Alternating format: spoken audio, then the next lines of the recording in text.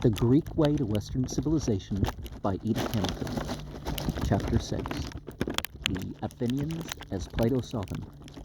Once upon a time, the exact date cannot be given, but it was not far from 450 BCE, an Athenian fleet cast anchor near an island on the Aegean as the sun was setting. Athens was making herself mistress of the sea, and the attack on the island was to be begun the next morning. That evening, the commander-in-chief, no less a one, the story goes, than Pericles himself, sent an invitation to his second-in-command to sup with him on the flagship. So, there you may see them sitting on the ship's high poop, a canopy over their heads to keep off the dew. One of the attendants is a beautiful boy, and as he fills the cups, Pericles bethinks him of the poets, and quotes a line about the purple light upon a fair young cheek. The younger general is critical. It had never seemed to him that the color adjective was well chosen. He preferred another poet's use of rosy to describe the bloom of youth. Pericles, on his side, objects. That very poet had elsewhere used purple in the same way when speaking of the radiance of young loveliness. So the conversation went on, each man capping with the other's quotation, with one as apt. The entire talk at the supper table turned on delicate and fanciful points of literary criticism. But nonetheless, when the battle began the next morning, the same men, fighting fiercely and directing wisely, carried the attack on the island. The literal truth, the charming anecdote, I cannot vouch for, that it is to be noted that no such story has come down to us about the generals of any other country except Greece.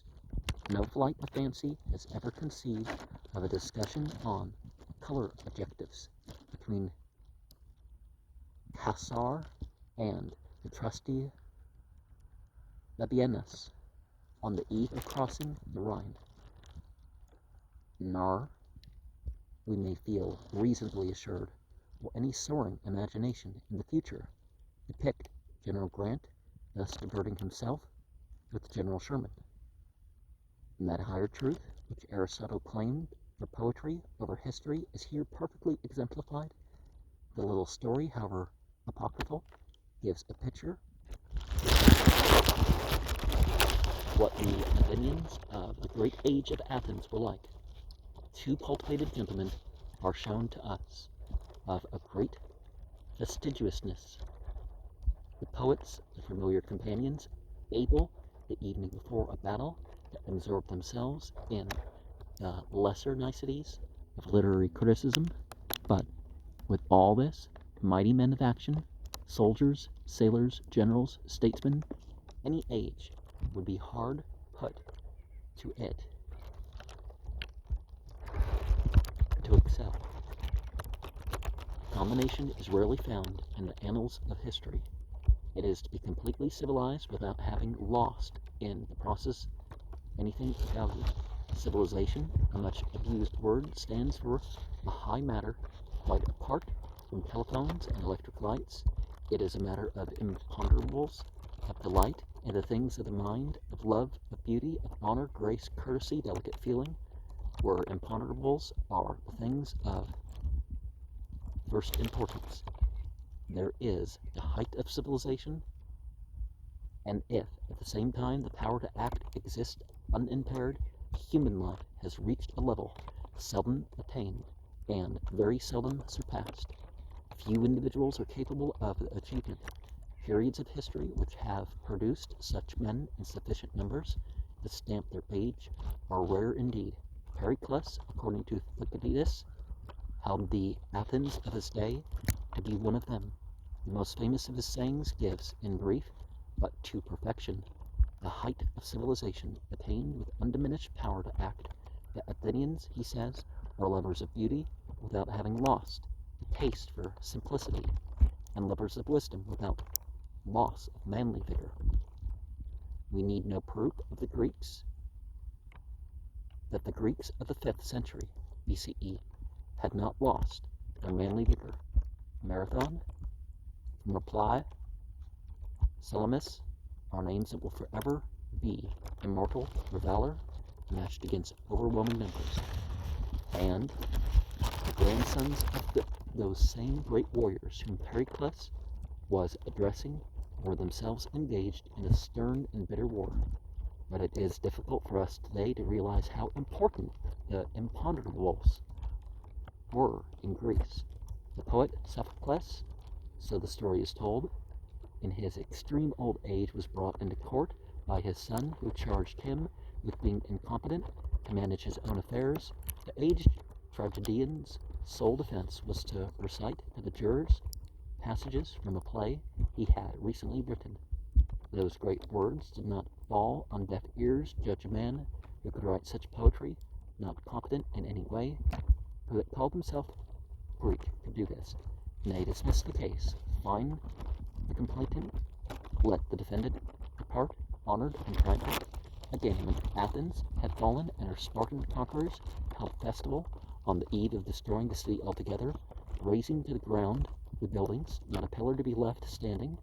On the Acropolis, one of the men charged with the poetical part of the entertainment, even the Spartans must have poetry to the banquet, gave a recitation from Euripides, and the musketeers, stern soldiers in the great moment of their hard-won triumph, listening to the beautiful, poignant words, forgot victory and vengeance, and declared as one man that the city such a poet had sprung from should never be destroyed. So important were imponderables to the Greeks.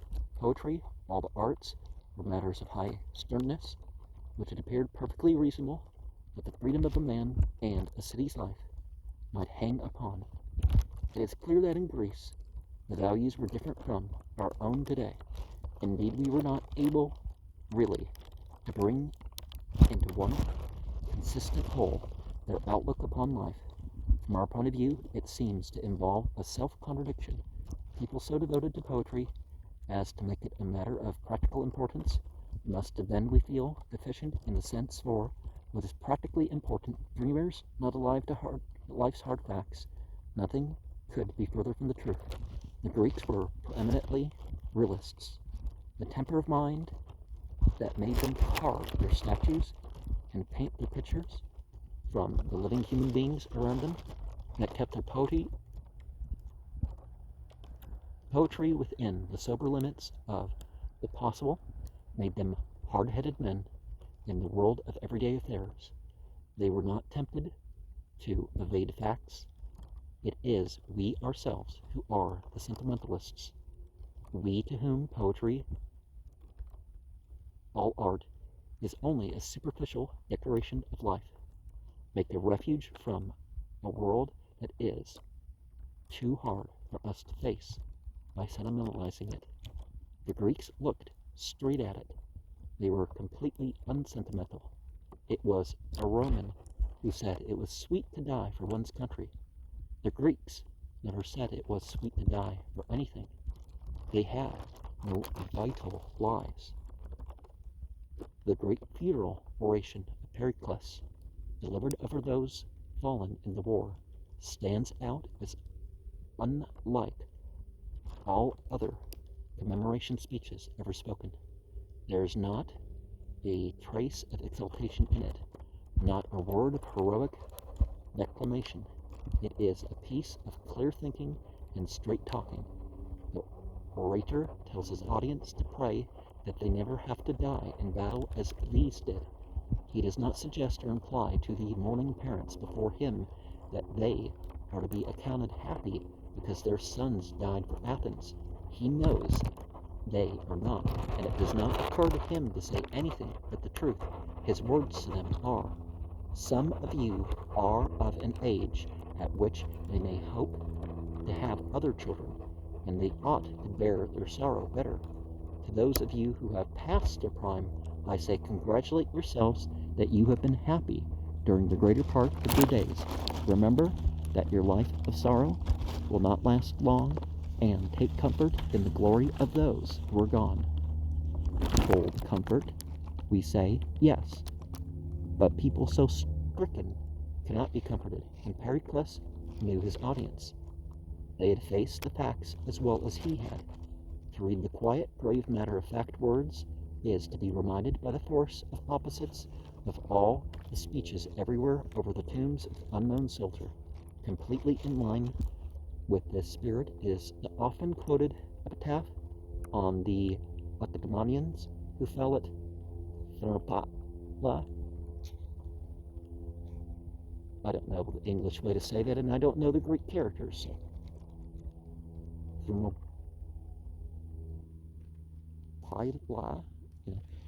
Every one of them fell, as they knew beforehand they would. They fought their battle to the death with no hope to help them, and by so dying they saved Greece. But all the great poets who wrote their epitaph found it fitting to say to them was, O passerby, tell the Lacedaemonians that we lie here in obedience to their laws. We rebel, something more than that. We feel is due such heroism. But the Greeks did not. Facts were facts, and deeds spoke for themselves. They did not need ornament. Often we are repelled by words that seem to us wanting in common human sympathy. When Oedipus appears for the last time before his exile and speaks his misery, all that his friends say is, these things were even as thou sayest. And to his wish that he had died in infancy, they answer, I also would have had it thus.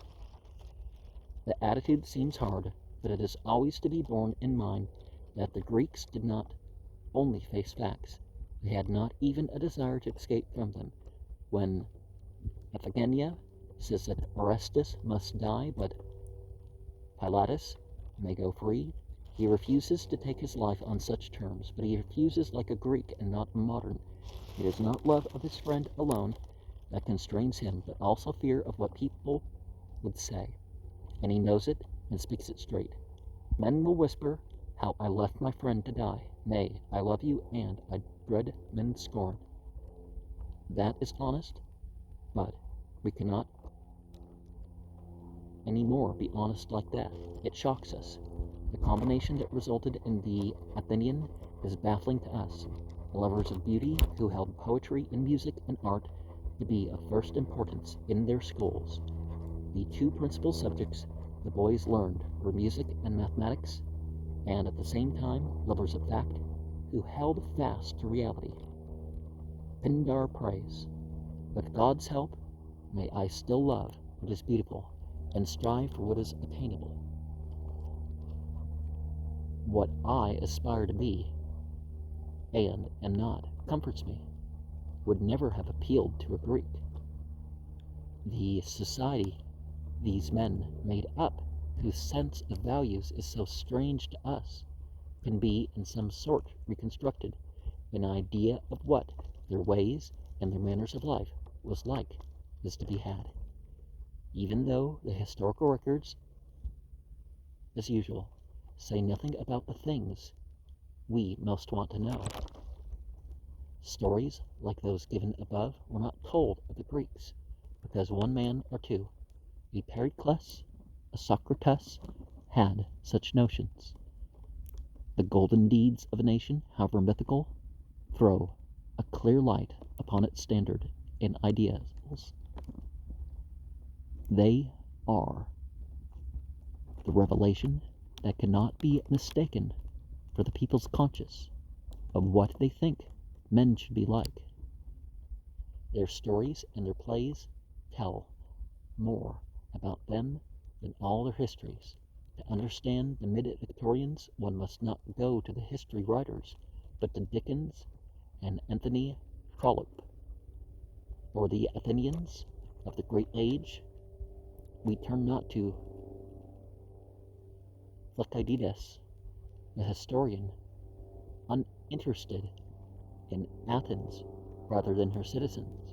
Interested in Athens rather than her citizens. But to two writers, unalike in every respect but one, their power to understand and depict the men they lived with, to Aristophanes, who made fun of them and scolded them and abused them and held them up for themselves to see in every play he wrote, and to Plato, who for all that his business lay with lofty speculations on the nature of the ideal, was a student and lover of human nature too, and has left us in the personages of his dialogues characters so admirably drawn they still live in his pages.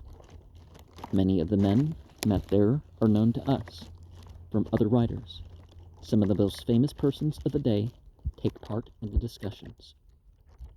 Whether all of them were real people or not, there is no means of knowing, but there can be no doubt that they all are true to life, and that they seem to Plato's hearers perfectly natural men, such as any upper-class Athenian was used to. Nothing else is credible. To suppose that Plato's idealism extended to his dramatis personae, and that he put his doctrines in the mouths of personages who would appear unreal and absurd to his pupils, is to insult their intelligence and his. It is true that he does not give a cross-section of Athens any more than Trollope does of England. A few people, not in society, make their appearance. A man who earns his living by giving recitations from Homer, a soothsayer to Plato, on the same social level as a clergyman to Sir Roger de Coverley. But the people he really knows are the gentlemen of Athens, and he knows them as Trollope knows his parsons and his MPs. And if we want a cross-section of society, Don Quixote, right? This society he introduces us to is eminently civilized, of men delighting to use their minds, loving beauty and elegance, as Pericles says in the funeral oration, keenly alive to all the amenities of life, and above all, ever ready for a talk on no matter how abstract and abstruse a subject. When we entered the house, the speaker is Socrates. We found Protagoras walking in the cloister. A train of listeners accompanied him, he like Orpheus, attracting them by his voice, and they following. Then, as Homer says, I lifted up my eyes and saw Hippias, the Eleon, sitting in the opposite cloister, and many seated on benches around him. They were putting to him many questions on physics and astronomy, and he was discoursing with them. Also, Prodicus Pion was there, still in bed. The day, be it noted, was just dawning, and besides him, on the couches near, a number of young men. His fine deep voice re-echoed through the room. Socrates begs Protagoras to talk to them of his teaching, and when the great man agrees, as I suspected that he would, like a little display and glorification in the presence of Prodicus and Hippias, I said, but why should we not summon the rest to hear?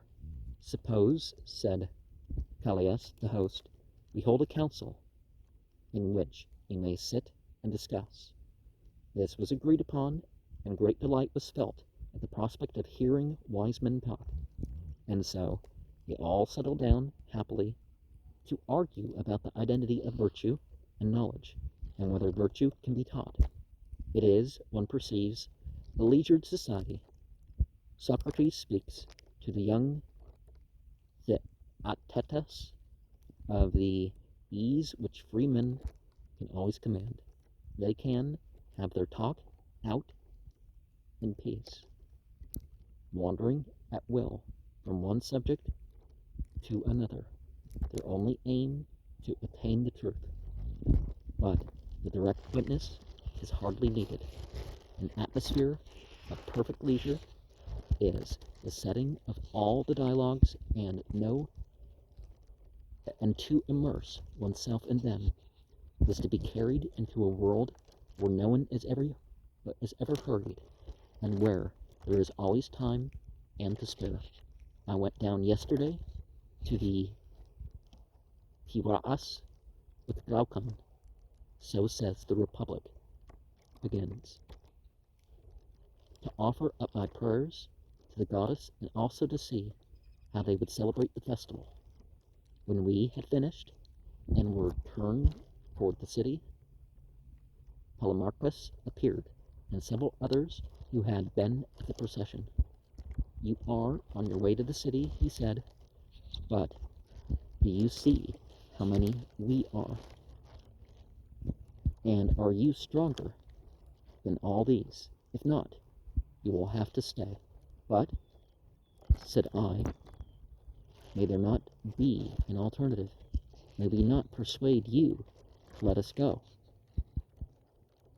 Can you, if we refuse to listen, and you may be sure we shall, stay and see the torch race on horseback this evening, and there will be a gathering of young men, and we will have a good talk. After some such fashion, nearly every dialogue begins. The most charmingly leisured of them is, perhaps, the Phaedrus. Where are you bound? Socrates asks Phaedrus, to which the young man answers that he is going for a walk outside the wall to refresh himself after a morning spent in talk with a great rhetorician. You shall hear about it if you can spare time to accompany me. Well, Socrates says, he so longs to hear it that he would go all the way to Megara and back rather than miss it. With this, Phaedrus begins to be doubtful if he can do justice to the great man. Believe me, Socrates, I did not learn his very words. Oh no. Still, I have a general notion of what he said and can give you a summary.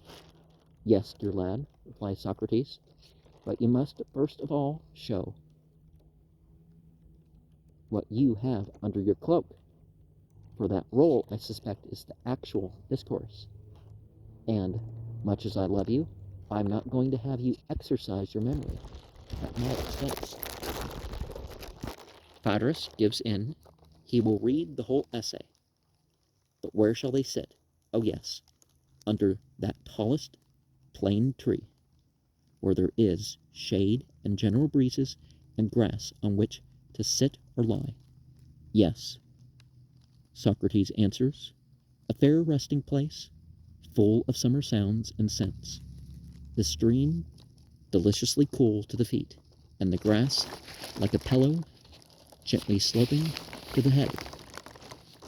I shall lie down, and do you choose the position you can best read in? Begin. A number of hours are spent under that plane tree discussing the nature of the soul. Through her true form, be ever a theme of large and more than mortal discourse, and beauty shining in company with celestial forms, and the soul of the lover that follows the beloved in modesty and holy fear, and the heavenly blessings of friendship, and all the great arts which require high speculation about the truths of nature, and the men who are worthy of a proud name befitting their serious pursuit of life. Wise I may not call them, for that is a great name which belongs to God alone. Lovers of wisdom is their fitting title. That is the way two gentlemen would while away a summer morning in the Athens of Plato. Kind of reminds you of that passage of the Bible where it has Jesus say, no, I'm not the good Lord. There's only one good Lord. It is a society marked also by an exquisite serenity of men gently bred, easy, suave, polished. The most famous dinner party that was ever given was held at the house of Agathon the Elegant, who decided to declare to his guests, as they took their places, that he never gave orders to his servants on such occasions. I say to them, imagine that you are our hosts, and I, the company of your guests. Treat us well, and we shall commend you. In this atmosphere of ease and the informality, past masters in the social art permit themselves, an acquaintance is introduced by mistake who had not been invited. A mishap with awkward possibilities for people less skilled in the amenities than our banqueters. Instantly, he is made to feel at home, greeted in the most charming fashion. Oh, welcome, Aristodemus and Agathon. You were just in time to sup with us. If you come on any other matter, put it off and make one of us. I was looking for you yesterday to invite you, if I could have found you. Socrates is late. It appears that he has fallen into a meditation under a portico on the way. When he enters, Agathon begged that he would take the place next to him, that I may touch you and have the benefit of that wise thought which came into your mind in the portico. How I wish, said Socrates, taking his place as he was desired, that wisdom could be infused by touch. If that were so, how greatly should I value the privilege of reclining at your side. For you would fill me with a stream of wisdom, plenteous and fair, whereas my own is of a very questionable sort. An argument is started, and Agathon gives way. I cannot refuse you, Socrates. Ah, no, is the answer. Say rather, dear Agathon, that you cannot refute the truth. For Socrates is easily refuted. It is a social intercourse. At its perfection, to be accounted for only by a process of long training. Good breeding of that stamp was never evolved in one generation, nor two. And yet these men were the grandsons of those that fought at Marathon and Salamis. Heroic daring and the imponderables of high civilization were the inheritance they were born to. Through the dialogues moves the figure of Socrates, a unique philosopher. Unlike all philosophers that ever were outside of Greece, they are, these others, very generally strange and taciturn beings, or so we conceive them, aloof, remote, absorbed in abstruse speculations, only partly human.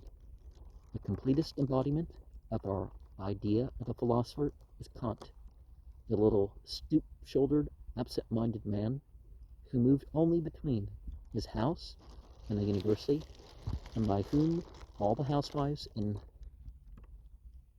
Königsberg set their clocks when they saw him pass on his way to the lecture room of a morning. Such was not Socrates. He could not be, being a Greek. A great many different things were expected of him, and he had to be able to meet a great many different situations. We ourselves belong to an age of specialists, the result really of our belonging to an age that loves comfort. It is obvious that one man doing only one thing can work faster, and the reasonable conclusion in a world that wants a great many things is to arrange and to have them do it. 20 men making each minute or so.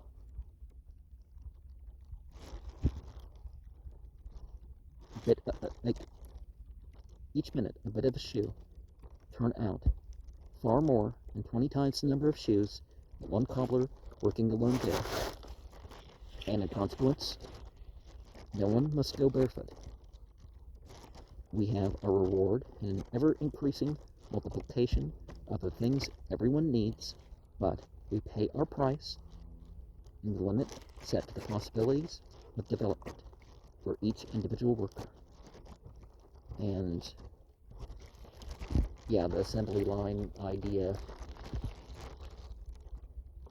can get things quicker. But in theory, there's individuals that can work quicker with the process, and it doesn't actually, but in general, it works. In Greece, it was just the other way about. The things they needed were, by comparison, few, but every man had to act in a number of different capacities. An Athenian citizen in his time played many parts. Aeschylus was not only a writer of plays, he was an entire theatrical staff, actor, scenic artist, costumer, designer, mechanician, producer. He was also a soldier who fought in the ranks, and had probably held a civic office. Most Athenians did. No doubt if we knew more about his life, we should find that he had still other avocations. His brother, dramatist Sophocles, was a general and a diplomat and a priest as well. A practical man of the theater too, who made at least one important innovation. There was no artist class in Greece, withdrawn from active life, no literary class, no learned class. Their soldiers and their sailors and their politicians and their men of affairs wrote their poetry and carved their statues and thought out their philosophy. To sum up, the speaker is Pericles. I say that Athens is the school of Greece, and that the individual Athenian, in his own person, seems to have the power of adapting himself to the most varied forms of action with the utmost versatility and grace. That last word, a touch, so peculiarly Greek. So Socrates was everything rather than what we expect a learned man and philosopher to be. To begin with, he was extremely social. He delighted above all in company. I am a lover of knowledge, he says of himself, and men are my teachers. He would have them gentlemen, however. He liked a man who had been brought up to do things properly, a narrow, keen, little legal mind, one who knows not how to wear his cloak like a gentleman. Is his dismissal of an objectionable person. He takes us, sometimes, into very illustrious company indeed. Just before a great public funeral, he meets an acquaintance on his way from the agora, who tells him the council are about to choose the orator for the occasion, and asks, "Do you think you could speak yourself if they were to choose you?" "It would be no great wonder if I could," Socrates answers, "considering the admirable mistress I have in the art of speaking. She who has made so many good speakers, one of whom was the best among all the Greeks, Pericles." "I suppose you mean Aspasia," says the other. "Yes, I do," replies Socrates. "Only yesterday I heard her composing an oration about those very dead. She had been told, as you were saying, that the Athenians were going to choose a speaker, and she repeated to me the sort of speech she should deliver, partly improvising and partly putting together the fragments of the funeral oration which Pericles spoke, but which, as I believe, she composed. Can you remember what Aspasia said? A friend acts and is told. I ought to be able, for she taught me, and she was ready to strike me because I kept forgetting. The oration is then rehearsed, and at its close, Socrates, who has declared that he is afraid Aspasia will be angry with him for giving publicity to her speech, warns his hearer, "Take care not to tell on me to her, and I will repeat to you many other excellent political speeches of hers." At that famous supper table in Agathon's house, where a company of young men was gathered, not easily matched for brilliancy by any other age, Agathon himself, who had just been awarded the first prize for a play, Aristophanes, greatest of comedians, that gilded youth, Alcibiades, among the brilliant, always the most brilliant. By these and their like, Socrates, when he enters, is treated as a boon companion, beloved, admired, and the best of company. They joke with him and make fun of him with an undertone of loving delight in him, all of which Socrates receives in amused tolerance and the complete assurance of the man of the world. Don't answer him, dear Agathon, calls out Patras, the young man who took that walk to the tall plane tree, for if he can only get a companion to whom he can talk, especially a good-looking one, he will be of no use for anything else. In the conversation that follows, it appears that he can do all the things young men admire most, the world over. He can drink any quantity of wine, says Alcibiades, and not get drunk. This declaration is made in humorous despair after he has insisted on Socrates draining a 2-quart wine jar, which Socrates does with entire composure. Alcibiades himself, when he first appeared at the door, crowned with a garland of ivy and violets, had asked, "Will you have a very drunken man as a companion?" And all the rest of the company had already echoed Aristophanes' suggestion that they avoid deep drinking, because they had all drunk too much the day before, except Socrates, who can always drink or not, and will not care which we do. So, too, he is the typical young man's hero in his power to endure hardship.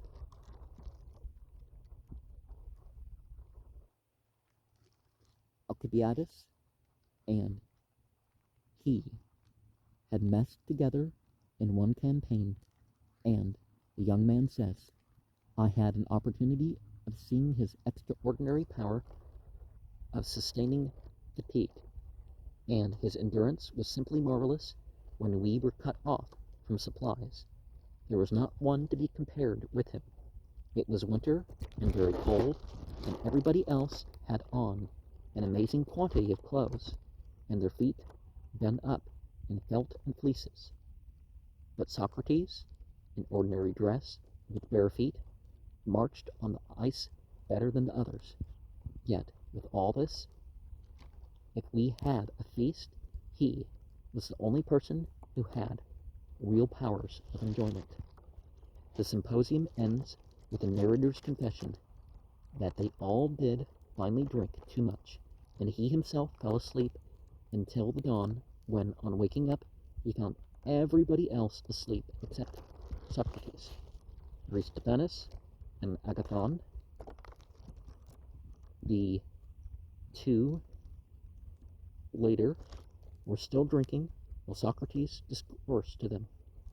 He was arguing that the true artist in tragedy would be an artist in comedy too, to which the others had to assent. Being drowsy and not quite up to the argument, at first Aristophanes dropped off, then Agathon. Socrates, having laid both to sleep, departed.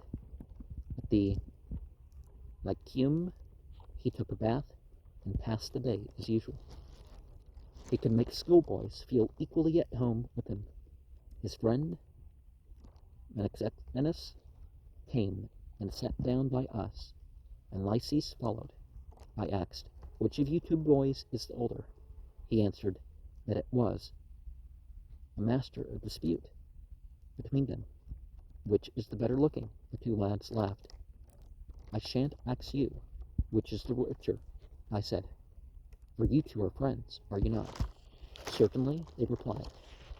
And friends have all things in common, I said, so that one of you cannot be richer than the other. No, indeed, they agreed. Follows a talk on friendship, broken off by the boys' tutors, who bid them go home as it is getting late. I said, however, a few words to the lads at parting. O Menexenus and Lyces, here is a joke. You two boys and I, an old boy who would fain be one of you, think we are friends, and yet we have not been able to discover What is a friend? Such a conclusion, or rather absence of conclusion, illustrates the attitude peculiar to Socrates among all the great teachers of the world. He will not do their thinking for the men who come to him, neither in matters small nor great. In the Prytalis, where that young man and his friend approach him with a question about language and how names are formed, all the satisfaction they get is, if I had not been a poor man, I might have heard the 50 drachma course of the great Prodicus, which is a complete education in grammar and language. These are his own words, and then I should have been able at once to answer your question. But indeed I have only heard the single drachma course, and therefore I do not know the truth about such matters. Still, I will gladly assist you in the investigation of them. The investigation, however, ends with, this may be true, Prytalis, but is also very likely to be untrue, and therefore I would not have you be too easily persuaded of it. Reflect well, for you are young and of an age to learn, and when you have found the truth, come and tell me. To which the young man answers, he must have been very young. I will do as you say, Socrates. This ironic inconclusiveness is his most distinctive characteristic. Always when he is convicting his world of that dark crime in Greece, ignorance, as always when he is so unobtrusively leading them on to great thought and the conception of their high calling, he assumes that he is in the same case with his hearers or worse.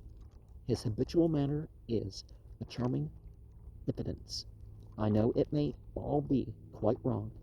He seems to say, he suggests merely, with a question mark, it is the way of the most sophisticated people in the ne plus ultra of civilized society. One other illustration must be given to show the deep seriousness which underlay that attitude, so whimsical and depreciatory. It is taken from the talk during the summer stroll with Phaedrus. Is not the road to Athens made for conversation? The younger man asks if they are not near the place where Boreas is said to have carried off Boretha. The little stream is delightfully clear and bright. I can fancy there might be maidens playing near. Tell me, Socrates, do you believe the tale? The wise are doubtful. Socrates answers, and I should not be singular if, like them, I too doubted I might have a rational explanation that Boretha was playing when a northerly gust carried her over the rocks, and therefore she was said to have been carried off by Boreas. Now I quite acknowledge that these allegorical explanations are very nice, but he is not to be envied who has to make them up. Much labor and ingenuity will be required of him. He will have to go on and rehabilitate hippocentaurs and chimeras dire. Gorgons and winged steeds flow in a pace, and numberless inconceivable and portentous natures, and if he would fain reduce them to the rules of probability, it will take up a deal of time. Now I have no leisure for such inquiries. Shall I tell you why? I must first know myself, as the Delphic inscription says. To be curious about things not my concern, while I'm still in ignorance of my own self, would be absurd, and therefore I bid farewell to all that sort of thing. I want to know about myself. Am I a monster more complicated and swollen with passion than the serpent Typho, or a creature of a gentler and simpler sort, to whom nature has given a lowlier and a diviner destiny? Now people would say, Typhon, right? Well, a lot of these terms, we decide one of the endings is how we're going to say it in English, and we leave it at that.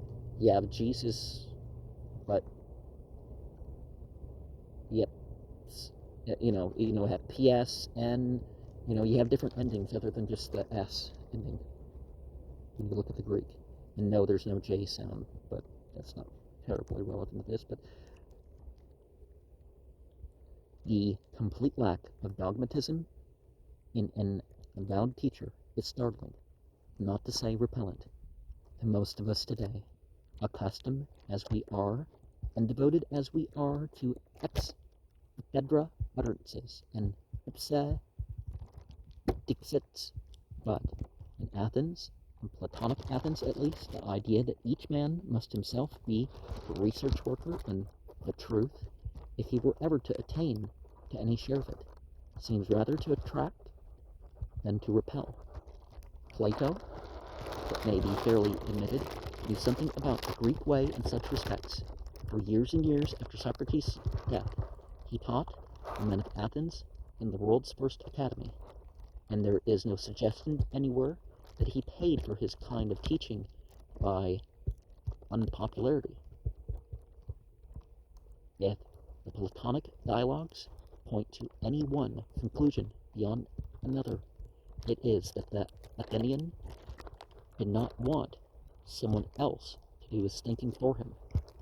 In a sense, therefore, extraordinary man though he was, Socrates yet holds up the mirror to his own age, a civilized age, where the really important masters were not those touched, tasted, or handled, an age whose leaders were marked by a devotion to learning and finding out the truth, and an age able to do and bear and endure, still capable of an approach to the heroic deeds of a past only a few years distant.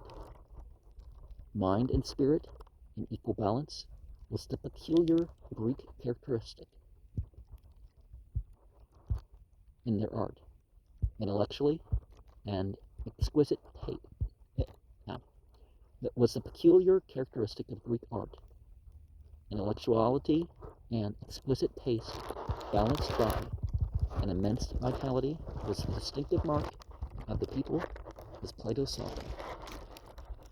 As I said before, at some point I may go back and edit these, but I have, reset something if I got it wrong.